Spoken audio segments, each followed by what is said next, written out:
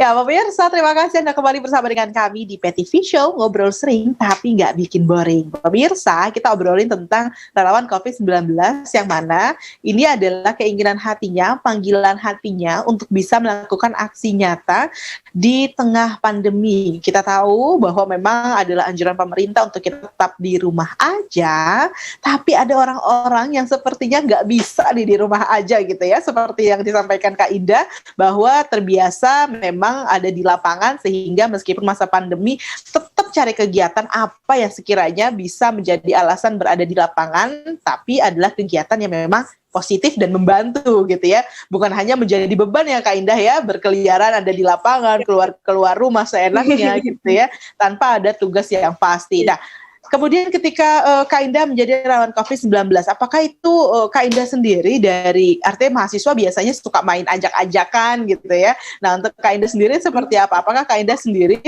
mahasiswa yang mengajukan diri atau mahasiswa yang mengajukan diri untuk menjadi relawan COVID, atau ada rekan-rekan yang lainnya juga yang satu frekuensi nih dengan Kak Indah? Kalau dari teman-teman aku sih, aku sempat pas aku ada informasi itu, aku langsung sempat sebar ke grup sih gitu. Cuma aku nggak tahu mereka daftar atau enggak gitu. Jadi aku pribadi aku jalan dengan sendiri gitu, nggak ngajak-ngajak. Okay. Maksudnya dalam artian nggak ngajak-ngajak tuh maksudnya nggak yang ayo gitu, masa teman-teman enggak, karena kan untuk menjadi relawan itu kan pilihan gitu kan gitu. Betul. Jadi pilihan dan apalagi pilihan aku. Betul. Terus ditambah. Iya, terus kenapa Kak? Iya, ditambah pilihan itu adalah pilihan yang tidak bisa kita paksakan pastinya gitu ya, karena kondisinya yang seperti ini gitu ya Kak Indah ya. Betul. Nah, tapi ketika aku sudah keterima di sana itu tuh, oh ternyata aku nggak sendiri gitu loh Kak. Jadi kayak aku tuh ngerasanya, mungkin orang mikirnya, gue mah takut di Wisma, aku mah takut di Wisma, nanti kalau kena COVID gimana gitu. Karena kan di sana kayak ibarat kata kasarnya mah tempatnya lah gitu. Tempat lebih cepat tertularnya mah di sana gitu ya. Tapi karena aku melihat aku tuh nggak sendiri di sana gitu, banyak orang dari beberapa kalangan, dari beberapa instansi, beberapa lintas sektor kerja itu semua ada di sana gitu, dan itu yang bikin aku ya enjoy aja ngejalaninnya gitu. Oh aku nggak sendiri, aku semangat nih loh, dia semangat masa aku enggak ya gitu. Kita sama-sama menuntaskan bersama. Oke. Nah, ketika kamu menjadi relawan COVID-19 gitu ya, kan saat itu kan kamu mempersiapkan pertama adalah vitamin begitu. Tapi gimana sih sebenarnya kegiatan kamu nih ketika kamu awal ingin pergi menuju ke tempat kerja, taruhlah seperti itu, ke Wisma Atlet, dan pulang? Apa rutinitas yang tidak bisa kamu lewatkan selama kamu menjadi relawan COVID?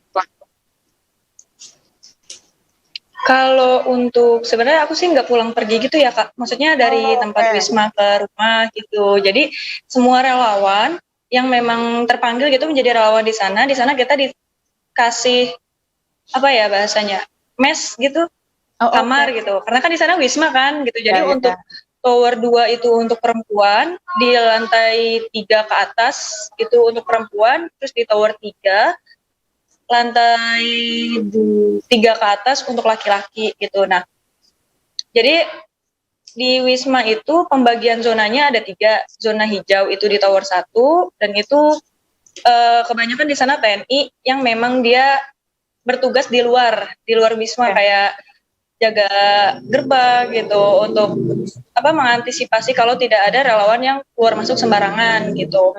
Terus tower 2 dan 3 itu untuk semua relawan, baik itu medis maupun non-medis. Lalu kemudian 4, 5, 6, 7 itu tower pasien. Tower pasien juga banyak laboratorium di sana. Oke. Berarti selama 3 bulan kamu benar-benar ada di mes? Kamu nggak pulang ke rumah berarti ya? Enggak. Jadi rutinitas aku itu kalau pulang, kadang kalau lembur ya aku bisa sampai jam 11, jam 12-an gitu. Karena kan aku lembur nggak sendiri ya, di ruangan juga ada dari posko perawat, keperawatan juga masih lembur gitu. Terus dari admin FHCI juga lembur, SDM lembur. Jadi aku lembur nggak sendiri nih, aku ada temennya. Ibarat kata aku menikmati itu gitu. Jadi kalau keluar, meskipun aku pulang selesai kerja gitu jam 12:30 atau jam 1, langsung naik ke atas, ke kamar. Oke. Besok pagi tinggal turun. Karena kan aku kerjanya di lantai 2 gitu. Iya. Apa sih sebenarnya divisi yang kamu kerjakan saat kamu menjadi relawan COVID-19? Tadi divisi non medis gitu ya. Tapi apa yang kamu kerjakan sebenarnya, detailnya seperti apa? Untuk divisi itu sebenarnya aku kan kayak yang udah aku bilang sebelumnya, aku kepanggil itu 2 kali. Nah, pemanggilan pertama itu aku sebagai admin logistik. Itu tugasnya itu aku membantu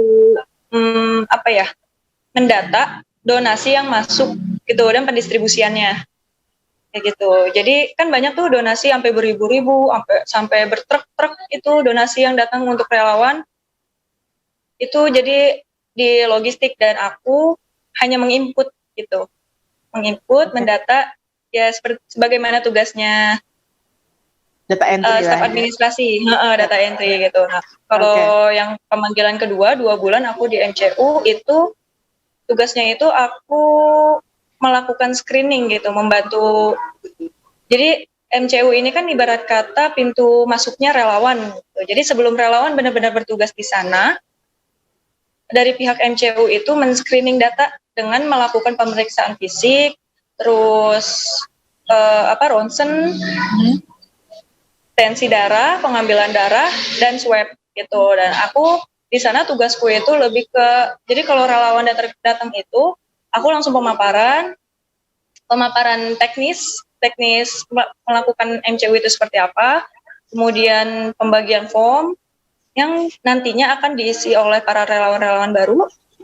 Setelah itu aku mengantar mereka ke tempat swab gitu. Nanti setelah mereka semua itu setelah sudah dilakukan semuanya, baru aku memfollow up hasilnya. Gitu. Iya. Darah gitu. Oke, berarti semua proses screening dilakukan sama Kak Indah gitu ya untuk para relawan yang baru hadir di Wisma Atlet gitu ya? Betul. Biasanya dalam sehari ada berapa relawan yang melakukan proses screening, Kak Indah? Banyak sekali. Banyak sekali.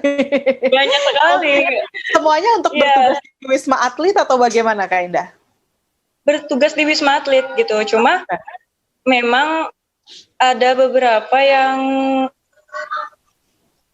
tidak lolos gitu, tapi itu nggak banyak, cuma 2-3 orang gitu, dan itu nggak setiap hari.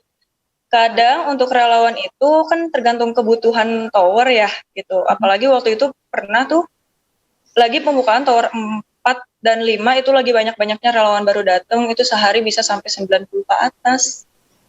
Wow. Iya, itu dalam sehari. Gitu.